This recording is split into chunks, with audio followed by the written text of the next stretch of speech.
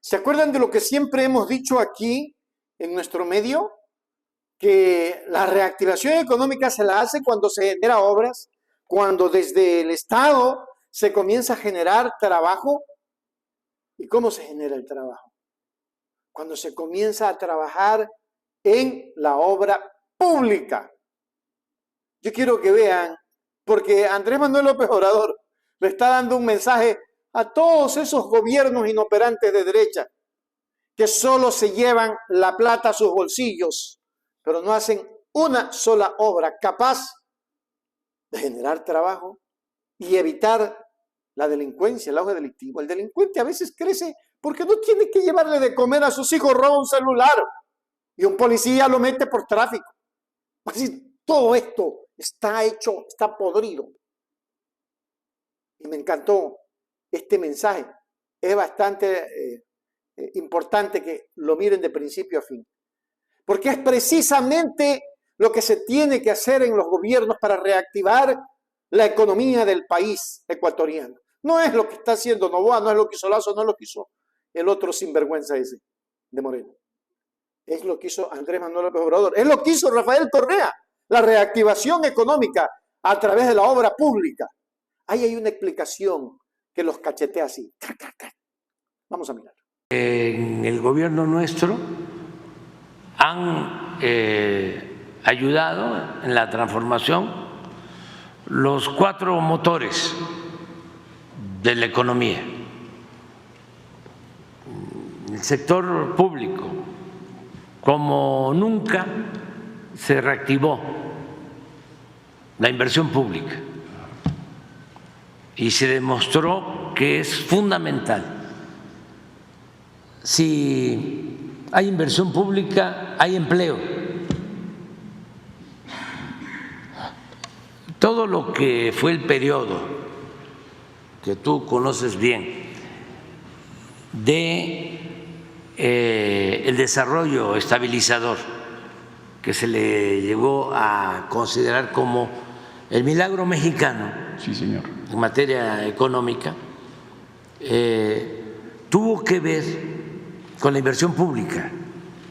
Claro. Mucha inversión pública. Pujante, sí. Sí, se hicieron las carreteras, se hicieron las presas, se hicieron los hospitales, ¿sí? Mucha obra pública, los ferrocarriles. Eso mismo a nosotros nos ha ayudado, porque la construcción del Tren Maya ha significado 500,000 empleos. La construcción de la refinería de Dos Bocas significó casi todo el sexenio 35,000 empleos diarios directos. Era algo extraordinario, muy gratificante ir y ver construyendo la refinería, más de 30,000 obreros. Entonces la inversión pública es importantísima. Es muy importante el sector social. Nosotros tenemos, además del sector público, tenemos un sector social excepcional. Ayer hablaba yo de los trabajadores. Ayer en la noche me tocó ver el video, la segunda parte de del documental de Pigmenio sobre el Tren Maya. Y lo que más me gustó de este video, que va a pasar hoy a las 9 de la noche, es que lo dedica fundamentalmente a los trabajadores, a la forma como los trabajadores mexicanos hacen las grandes obras. Entonces, ese es el sector social. Sí, señor. Luego, está la inversión extranjera, que ese es otro motor, el tercer motor de la economía. Tenemos inversión extranjera récord. El año pasado, 35,000 millones de dólares. Este año, nada más en el primer semestre, que es cuando más se registra inversión extranjera, foránea, son 30,000 millones de dólares. De lo que estamos hablando, de cómo está llegando inversión extranjera a México por el tratado y por la relación económica comercial con Estados Unidos y con Canadá. Y el otro motor importantísimo para lograr el progreso y el desarrollo del país es el sector privado. Entonces, también han invertido mucho los empresarios mexicanos y les ha ido muy bien. Tú puedes hacer una encuesta, una consulta, entrevistar a los 30, 40, 50 empresarios más importantes de México sobre cómo les ha ido en este sexenio en cuanto a utilidades. Claro. Y todos te van a decir que han obtenido ganancias lícitas, importantes. Y ya ni hablar de los banqueros. Han obtenido utilidades récord, eso sí lo tengo muy claro, 272,000 millones de pesos de utilidades el año pasado.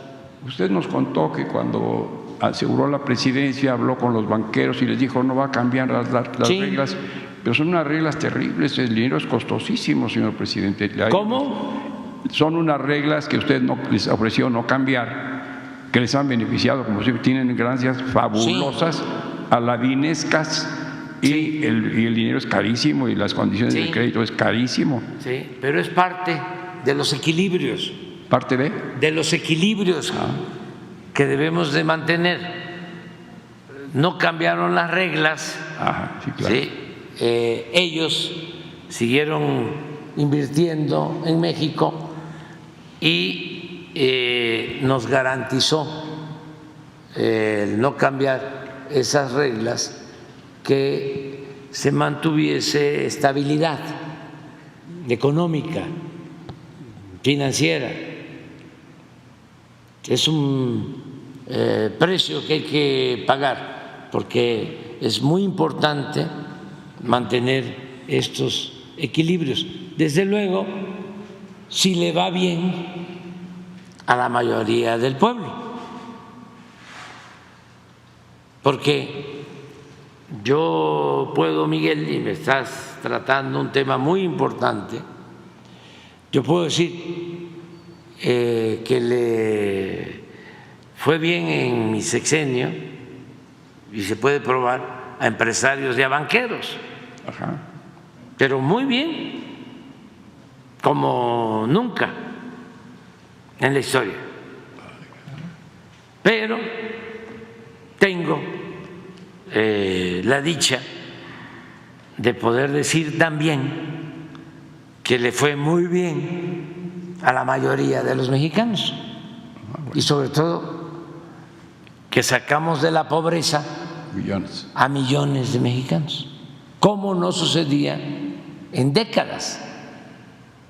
Y puedo decir que aún con las utilidades de empresarios y banqueros se redujo en México, porque le fue bien a los trabajadores, le fue bien a los campesinos, a la mayoría de nuestro pueblo, se redujo la desigualdad.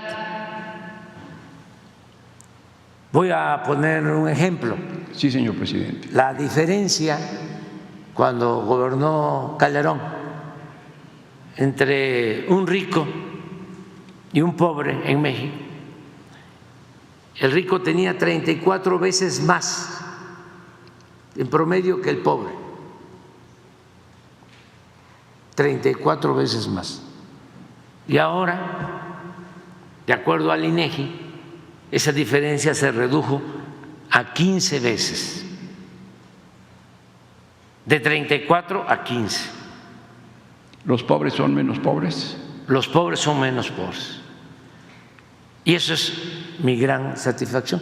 Entonces, siempre menciono el dicho choco jarocho, ¿Cómo es? campesino, que cuando la milpa se da bien, alcanza hasta para el pájaro. Alcanza. Sí, el modelo nuestro, que no vamos a patentarlo porque creo que va a quedar de manifiesto, que es totalmente distinto al modelo neoliberal, significa apoyar abajo para fortalecer hacia arriba el mercado interno, que haya ingresos en la mayoría del pueblo, consumo, para que consuman, que no haya crisis de consumo, y esto ayuda al comercio, ayuda a la industria y llega hasta arriba.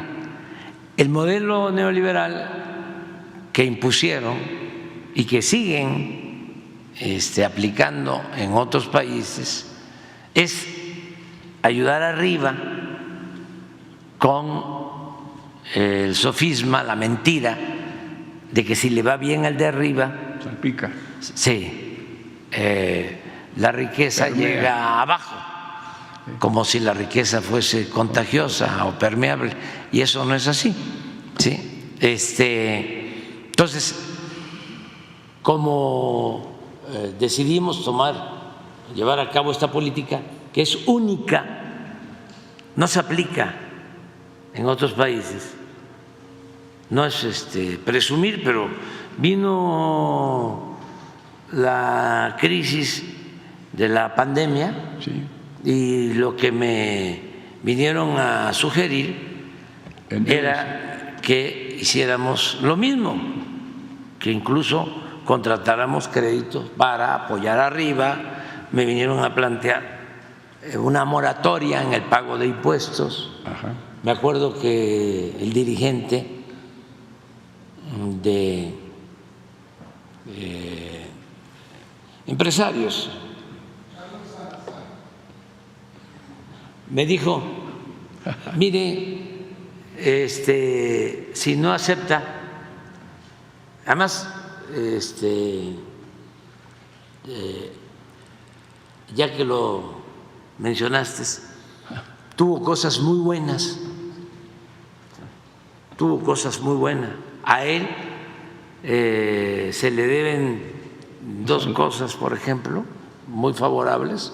Una, que él entendió que había que aumentar las cuotas de participación de los empresarios para que recibieran mejores pensiones los trabajadores, porque con las reformas que hizo Zedillo y Calderón, al jubilarse los trabajadores iban a recibir solo el 30% de su salario.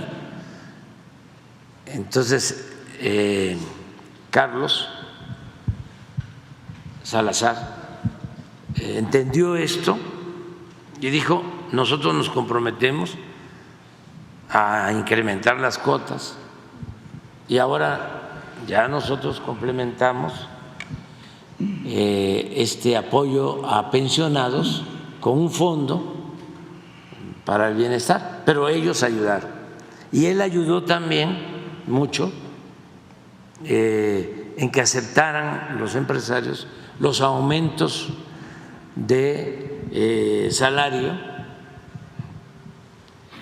que sacamos por acuerdo unánime en 5 de los 6 años, solo uno. No y fíjense, ese año que no sacamos por unanimidad el sector obrero, el sector empresarial y el gobierno el aumento salarial, ese año que no quisieron los empresarios, fue por una organización que está muy politizada y muy adherida a un partido, que es como un sector de un partido.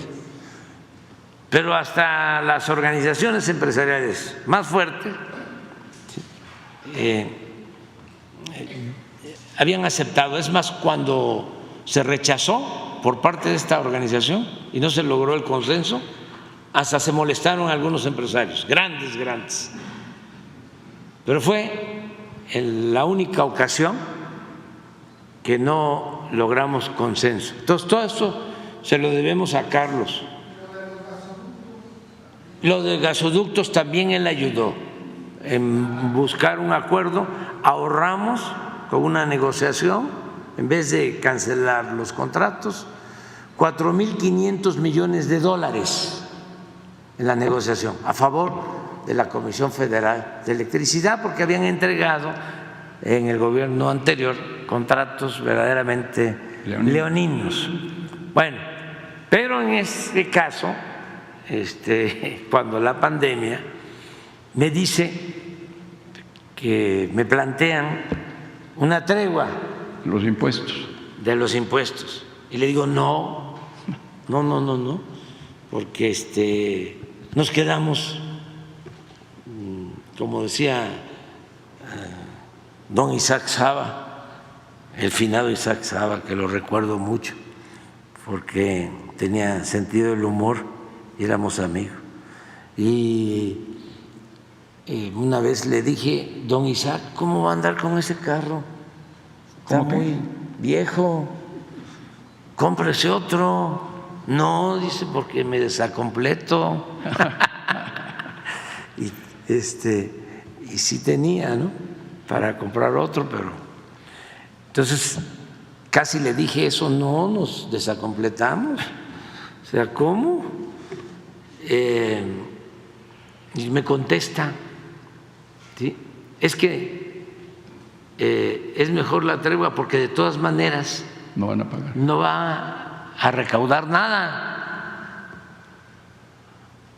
Y se equivocó. Afortunadamente sí recaudamos y salimos. Que Dios bendiga a México. Que Claudia Sheinbaum va a seguir esos mismos pasos. Que la construcción de México sigue. Qué importante aquello. Que esa construcción de México no se quede.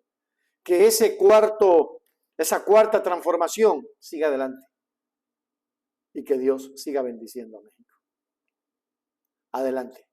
Arriba México. Órale México. Un abrazo a todos nuestros hermanos mexicanos. No se olviden, suscríbanse al canal. Suscríbete ahora a Hechos Ecuador. Para la gente que quiere información de verdad.